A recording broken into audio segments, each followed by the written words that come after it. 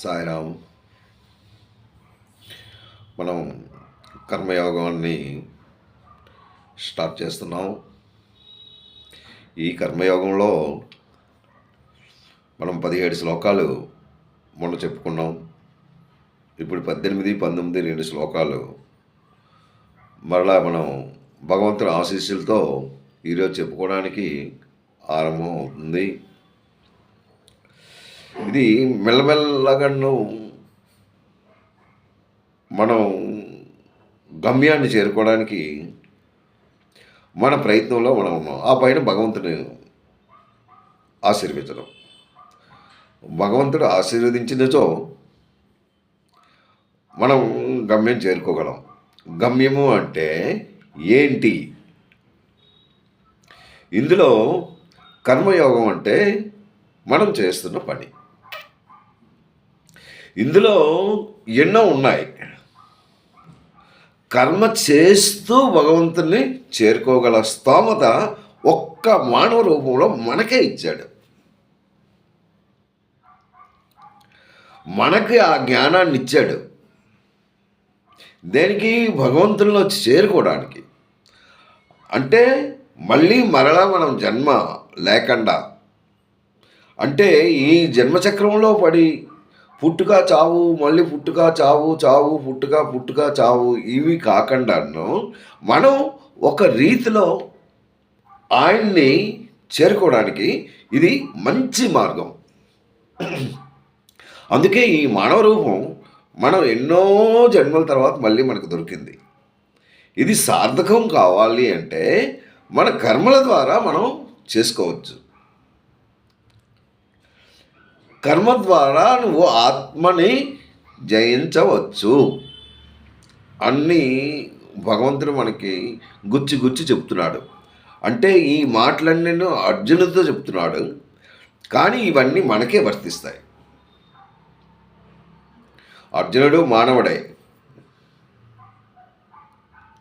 ఆయన నేను యుద్ధం చెయ్యను అన్న మాటకి నీ కర్తవ్య కర్మ, నీ తాలూకా కర్మ నువ్వు నిర్వర్తించకపోతే నువ్వు పాపానికి ఒడుకుట్టుకున్నవాడు అవుతావు.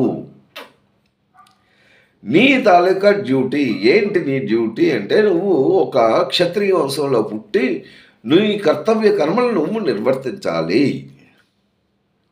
నువ్వు నిర్వర్తించకపోతే, నిర్వర్తించలేదు అనుకోండి, నిర్వర్తించలేకపోతే నువ్వు పాపానికి, అంటే మళ్ళీ నీకు పుట్టుక ఇవన్నీ వస్తూ ఉంటాయి. నీ కర్మలు నువ్వు చేస్తూ ఉండాలి. అది ఇక్కడ భగవంతుడు చాలా చక్కగా మనకి ఉపదేశించాడు. అది మనకి శ్లోకాల ద్వారా ఒక్కొక్కటను మనకు వివరిస్తూ మనల్ని చేయబట్టుకుంటూ ఒక్కొక్క మెట్టు జ్ఞానాన్ని ఎలా సంపాదించగలవు. జ్ఞానం లేకపోతే నువ్వు ఏమీ చేయలేవు. ఈ జ్ఞానం అన్నది ఆత్మజ్ఞానం. ఈ ఆత్మజ్ఞానం కావాలి. ఈ ఆత్మజ్ఞానం ఎవరైతే నీకు ఆత్మజ్ఞానాన్ని పొందుతారో, ఎవరైతే ఆ జ్ఞానాన్ని పొంది భగవంతుని చేరుకుంటారో వాళ్ళకి ఎటువంటి కర్మలు కానీ, వాళ్ళకి ఎటువంటి సంబంధం కానీ ఏమీ ఉండదు. అది ఉండకూడదు. అందుగురించి ఇది 17వ శ్లోకంలో ఆయన ఏంటి చెప్పాడో మనం ఒకసారి చేస్తూ మనం మిగిలిన కార్యక్రమాన్ని, అంటే నెక్స్ట్ 19, 20 అన్నది మనం చేరుకుంటాం. యస్మాత్మరతి రేవ స్యాత్ ఆత్మతృప్తశ్చ మానవ. అక్కడ మానవ అన్నాడు. అంటే మానవుల్లో శ్రేష్ఠుడైన వాడా ఓ మానవా. జ్ఞాని అయిన మహాత్ముడు నిత్యమైన ఆత్మయందే ఎవరైతే జ్ఞాని అయి ఉన్నారో వాళ్ళు ఎప్పుడూ భగవంతుడి స్మరణతోనే ఉంటారు. ఆ ఆ తర్వాత ఇంకేమీ ఉండదు. యస్మాత్మరతి స్యాత్ ఆత్మతృప్తిశ్చ మానవ. ఆత్మతృప్తి పొందగలరు. పరమాత్మ ప్రాప్తి నిందిన జ్ఞాని అయిన మహాత్ముడు అంటే ఈ జ్ఞానం ఎలా కలుగుతుంది? పరమాత్మ ప్రాప్తి అయినప్పుడే. ఎలా పరమాత్మ ప్రాప్తి అవుతుంది? నువ్వు మానవుడిగా ఉన్నావు, ఆయన దేవుడు. ఇది పరమాత్మ ప్రాప్తి అన్నది పరమాత్ముడు ఎలా దొరుకుతాడు? అది మామూలుగా మనం పూజ చేస్తే దొరికిపోతాడా? పరమాత్ముడు దొరకాలి అంటే అది మామూలు విషయం కాదు. నీవు పరమాత్ముడి దగ్గరికి వెళ్ళి అంటే దేవుడికి వేడుకోవాలి. వేడుకుంటూ అది మామూలు ఆవేదనతో ఉండాలి. ఆవేదన అంటే నీ తాలూకా కష్టాన్ని ఆయన తెలియచేయడానికి కష్టమే కాదు. నువ్వు నాకు కావాలి, నాకు ఇదేం అవసరం లేదు అని ఆయన దగ్గరికి వెళ్ళి ఏడవాలి. ఎప్పుడైతే బాష్పం నుంచి నీ కళ్ళంట నీళ్ళు వచ్చాయో అప్పుడే భగవంతుడు తప్పక నీకు కనబడతాడు. అంతవరకు భగవంతుడి దగ్గర చేరడు. అంటే పూర్తి విశ్వాసంతో నువ్వు భగవంతుడిని చేయాలి. ఎప్పుడైంది ద్రౌపది వస్త్రాభరణంలో ఇంకా నువ్వు తప్ప నాకెవరు లేరు కృష్ణ, నువ్వు నన్ను ఎలా చేస్తావో చెయ్యు, నాకు నీటిలో ముంచుతావో ఒక సముద్రంలో ముంచుతావో అగ్నిలో ముంచుతావో అదంతా నీ ఇష్టం, ఇంకా నాకు ఇంకెవరు రక్షించిన వాడు ఎవరు లేరు. ఎందుకంటే ఇక్కడ ఉన్న అందరూ తలాళ్ళు కిందకి దించుకుని ఉన్నారు.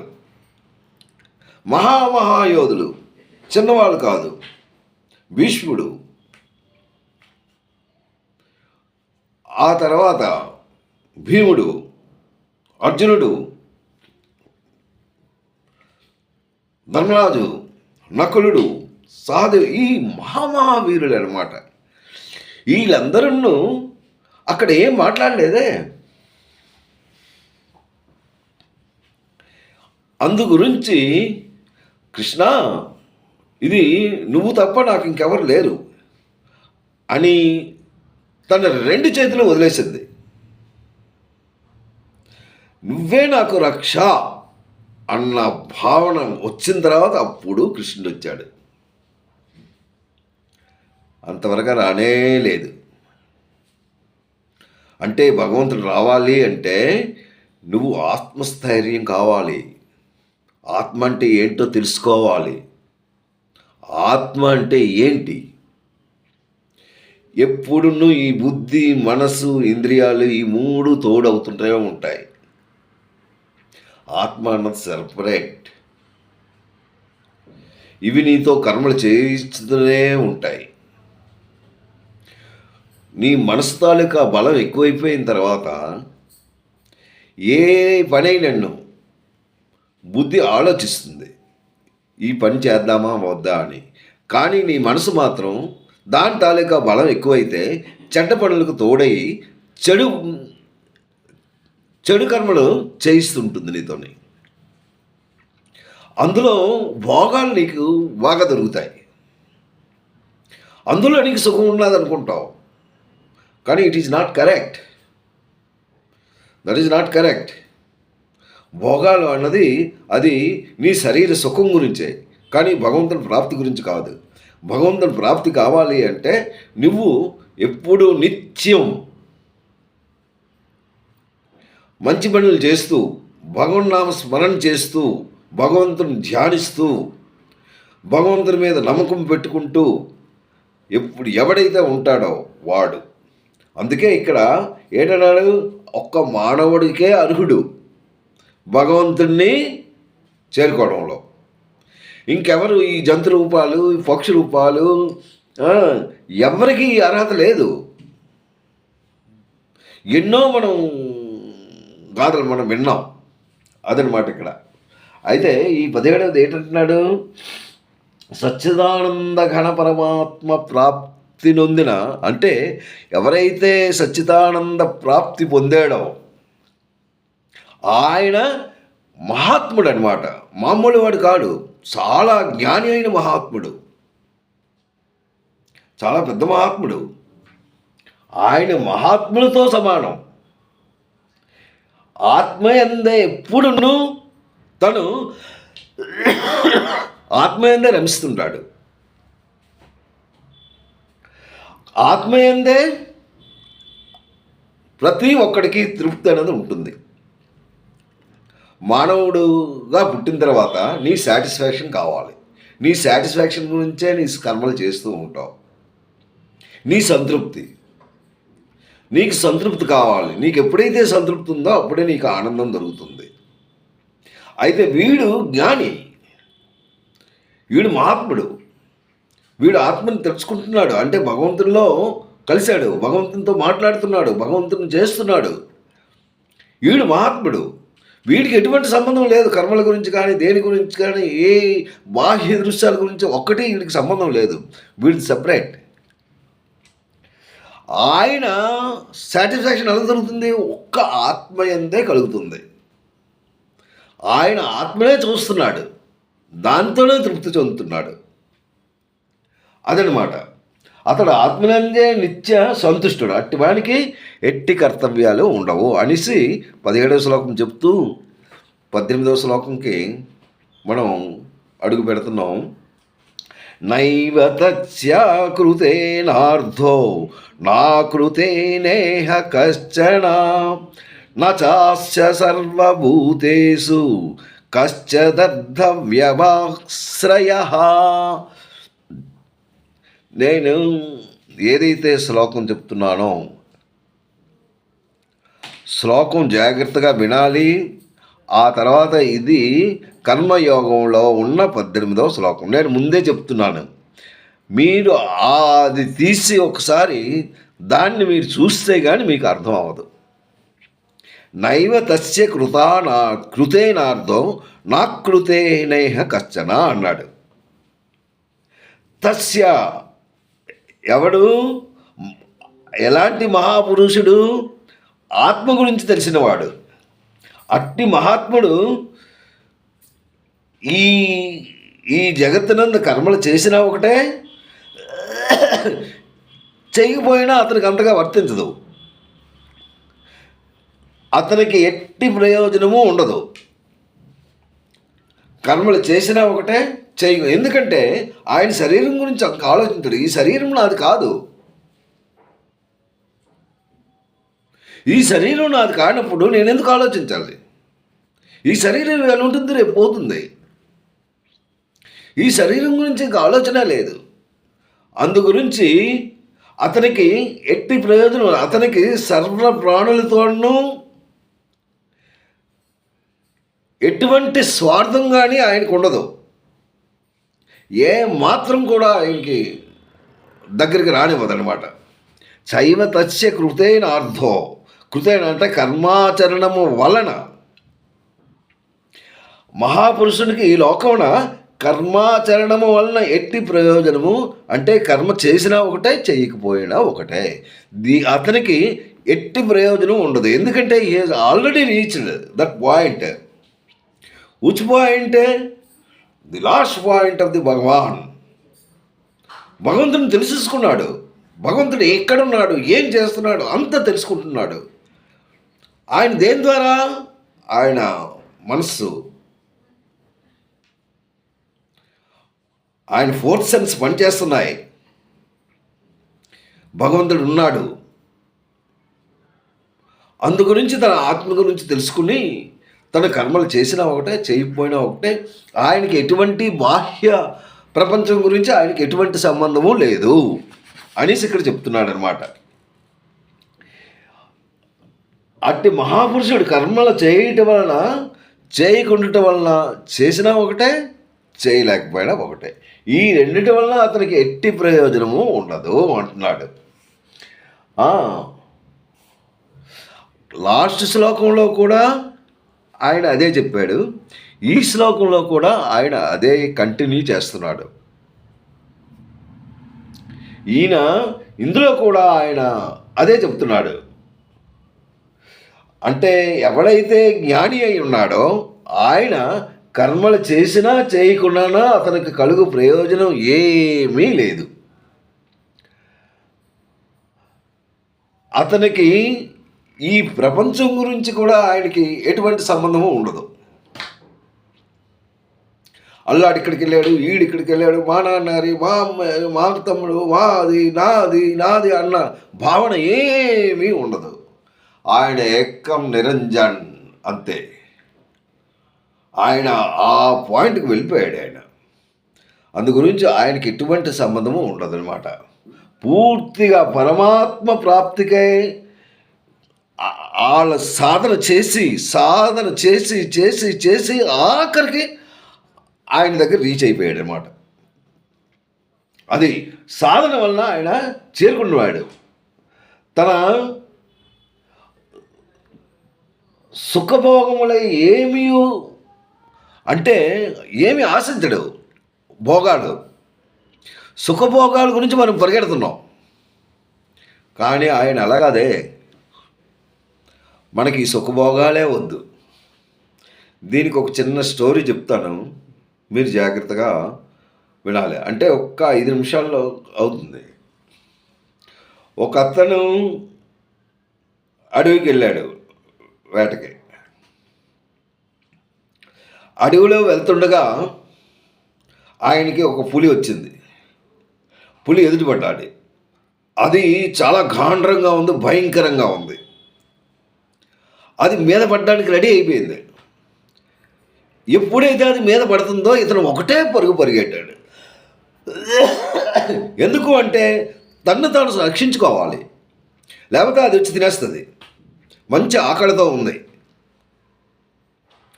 భాండ్రమని అరుస్తుంది కూడాను.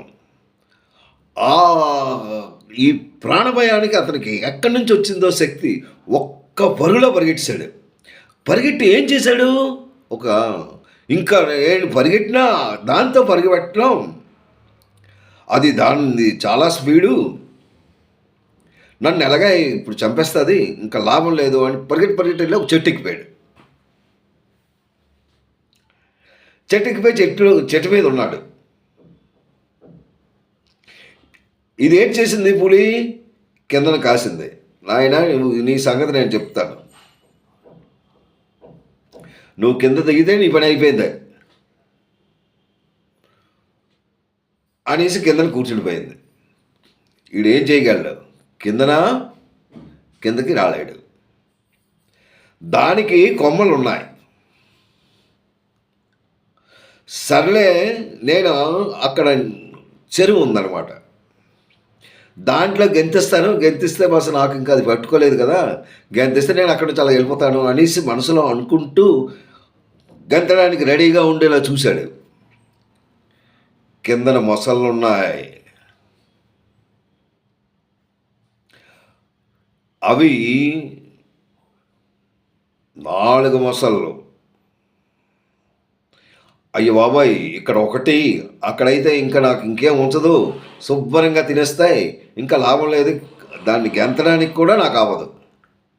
అటు గెంతితే మొసలు తింటాయి, కిందకి దిగితే ఇది తింటుంది, ఇంకా లాభం లేదు అన్న భావనతో ఏం చేయడం అనేసి ఆలోచిస్తూ ఉంటుండగా మీదని ఒక తేనె పట్టు ఒకటి ఉంది.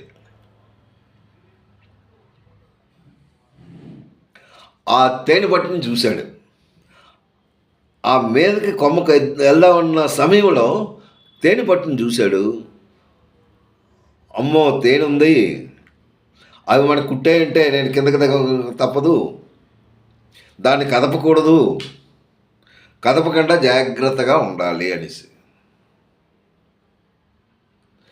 అలా అని అక్కడ ఉన్నాడు. అలాగుంటూ ఉండగా ఏంటయ్యింది అంటే ఆ తేనె ఫుల్గా ఉంది. ఆ తేనె పట్టు అది ఒక్కొక్క చుక్క పడుతుంది. ఆ చుక్క అది ఎప్పుడైతే పడుతుందో ఇతను నోరు అన్నాడు. అది కరెక్ట్గా తన నోట్లో పడుతుంది. అమ్మయ్య బతికేనరా బాబు అనుకున్నాడు. అంత లోపల 2 ఎలుకలు వచ్చాయి. ఒకటి నలుపు, ఒకటి తెలుపు. ఈ 2 ఎలుకలు వచ్చి అది దగ్గరికి వచ్చేస్తున్నాయి. ఏంటి ఈ ఎలుకలు ఏంటి ఇలా వచ్చేస్తున్నాయి అనుకున్నాడు. అది అక్కడికి సర్లే ఎలుకలు రాని ఏం చేస్తాను అని చాలా ఊరుకున్నాడు. కానీ తేనె మాత్రం పడుతుంది. ఈయనకి మహా ఆనందంగా ఉంది. ఒక్కొక్క చుక్క పడుతున్నప్పుడు నోరు ఆ అంటున్నాడు. అది ఆనందిస్తున్నాడు.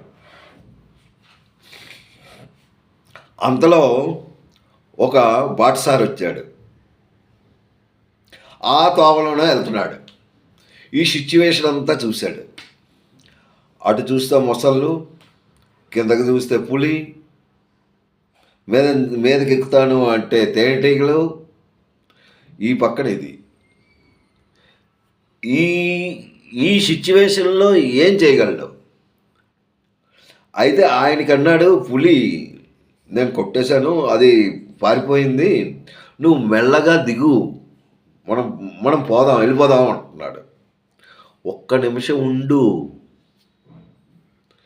తేనె కారుతుంది కదా, కొద్దిగా నోటితో నేను తిన్ని అంటే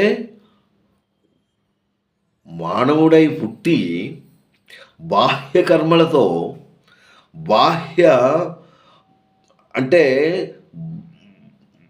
బయట ఏవైతే ఉన్నాయో బాహ్య ఆనందాన్ని పొందుతూ దాని గురించే వాడు ఉబలాట పడుతున్నాడు. అంతేగాని తన ప్రాణం గురించి చూడడు. ఇక్కడ 2 ఎలకలు, అవి ఏంటవి? ఒకటి నలుపుది, ఒకటి తెలుపుది. అంటే రాత్రి పగలు. నీ జీవితంలో రాత్రి పగలు ఏర్పడుతూనే ఉంటుంది. ఉదయం అయితే రాత్రి అవుతుంది, రాత్రి అయితే పగలవుతుంది, పగలైతే రాత్రి అవుతుంది. ఇదే నీ జీవితం. అక్కడ 5 ముసళ్ళు ఉన్నాయి. అవి నీ పంచేంద్రియాలు. అంటే నీ జీవిత గాథ. ఆ ఇంద్రియాలను పట్టుకొని ఏలబడతావు. ఈ ఇంద్రియాలను పట్టుకుంటూ నువ్వు బాహ్య సుఖాన్ని పొందుతున్నావు. బాహ్య సుఖం అంటే ఎక్కడ ఏమి ఉన్నది, అవి ఏవో తెస్తున్నావు, తింటున్నావు, భార్య, పిల్లలు, ఇది ఈ ఆనందంలో పడి భగవంతుడిని మర్చిపోతున్నావు అన్నమాట. కానీ నీకు ప్రాణ నష్టం ఉంది, అది నీకు తెలుసు. అయినా దానికి మరి కేర్ చెయ్యు. చనిపోయే వలసలు చనిపోవడమే. అంతేగాని ఇల్లి బాహ్య సుఖం గురించే వాడు ఆలోచిస్తున్నాడు. ఇక్కడ నువ్వు దిగురా బాబు, నేను తీసుకెళ్తాను అన్నన్ను, ఉండు, ఒక్క నిమిషం ఉండు, తేనె పడుతుంది, నేను కొద్దిగా తింటున్నాను అన్న విషయమే కానీ అసలు ఏమీ లేదు. ఇది భగవంతుడు అంటే మనకిచ్చే జీవిత గాథ. బాహ్య సుఖం గురించే ఆలోచిస్తున్నాం. అంతర్దృష్టితో ఎప్పుడూ మనం ఆలోచించము. అంతర్దృష్టితో ఎవడైతే ఆలోచిస్తాడో వాడు భగవంతుని చేరుకోగలడు. అంతర్దృష్టితో ఆలోచించాలి. ఈ శరీరం ఏంటి, ఈ ఆత్మ అన్నది ఏంటి, పరమాత్మ అన్నది ఏంటి, ఇది ఎవడైతే తెలుసుకుంటాడో వాడు భగవంతునితో సమానము. వాడికి ఎటువంటి కర్మలు కానీ భోగాలు కానీ వీటితో ఏమీ సంబంధం ఉండదు. ఆడు హ్యాపీగా ఉంటాడు. ఆ పాయింట్కి మనం రీచ్ అవ్వాలంటే ఏమి చెయ్యాలి అనేసి నేను విపులంగా చెప్పాను. ఇంకా ఇది నెక్స్ట్ రేపు 19వ శ్లోకం, ఇది 18వ శ్లోకం. నేను 20 minutes కంటే నేను ఎక్కువగా చెప్పట్లేదు. సాయిరామ్. తప్పులుంటే మీరు క్షమిస్తారని నేను భావిస్తున్నాను. రేపు భగవంతుని ఆశీస్సులుంటే 19వ శ్లోకం చెప్తాను. సాయిరామ్.